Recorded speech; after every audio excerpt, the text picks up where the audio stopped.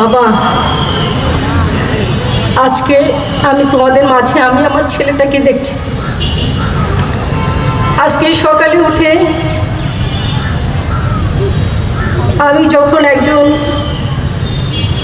ছেলের মা নিয়ে একটা গান হচ্ছিল, আমি যখন গানটা শুনছিলাম তখন মনে হলো যে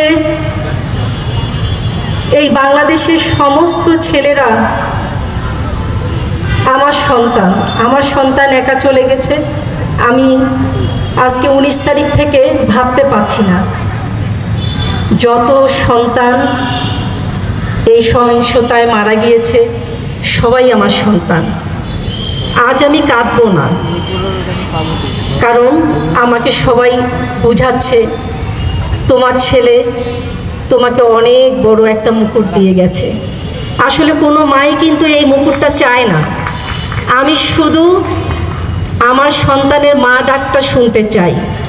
আমার দরজাটা যখন আজকে খোলা ছিল, আমি ওখানে তাকিয়েছিলাম। ও হয়তো এসে বলবে, মা মা আমাকে এক কাপ চা বানিয়ে দিবে। আমি বারবারই ওকে খুঁজে ফিরছিলাম। আমার ছেলে 19 তারিখে ও 10 তারিখে চলে যায় ঢাকায়। আমাকে ও 2টা মাস আমার কাছেও ছিল।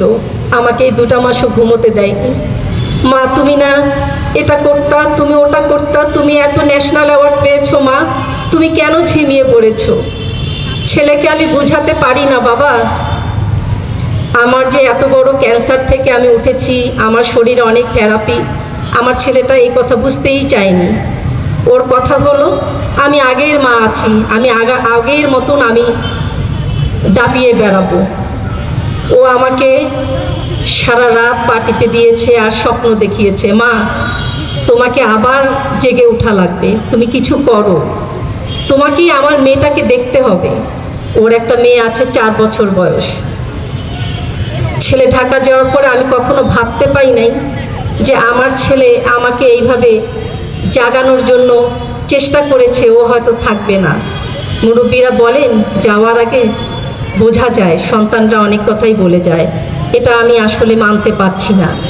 তো তাই আজকে যে ছাত্রদের আন্দোলনের মাধ্যমেই কিন্তু আমাদের এই দেশ স্বাধীন হয়েছে, এটা অস্বীকার করার কোনো উপায় নেই।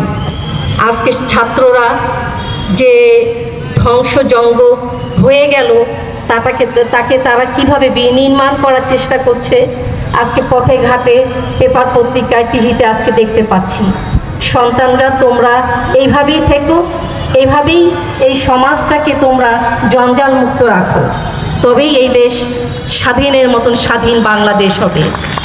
এইটাতেই হয়তো আমি এবং আমার মতন যারা সন্তান হারিয়েছে আমরা সবাই হয়তো আমাদের সন্তানদেরকে এখানেই খুঁজে পাবো। আজকে 2 চোখে যত দূর যাচ্ছে আমি কিন্তু আমার ছেলে প্রিয়কেই আমি দেখতে পাচ্ছি।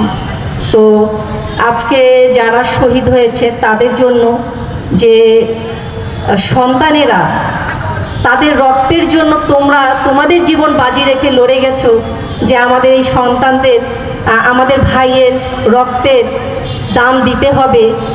তো এটা কিন্তু একটা বিশাল ব্যাপার। আমি মা হয়ে এটাকে আমি কখনোই খাটো হয়ে দেখব না। আমার ছেলে চলে গেছে, আমি চাবো না বাবা তোমরা কেউ হারিয়ে যাও। তোমরা এই সমাজের জন্য, তোমাদের ভাই বোনদের জন্য, তোমাদের মা বাবার জন্য এবং আমাদের যারা আমরা সন্তান হারিয়েছি আমাদের জন্য বাবা তোমরা বেঁচে থাকো। তোমরা সুন্দর ভবিষ্যৎ গড়ে তোলো, সুন্দর বাংলাদেশ গড়ে তোলো। আজকে আমি এখানেই রাখছি। অসংখ্য ধন্যবাদ।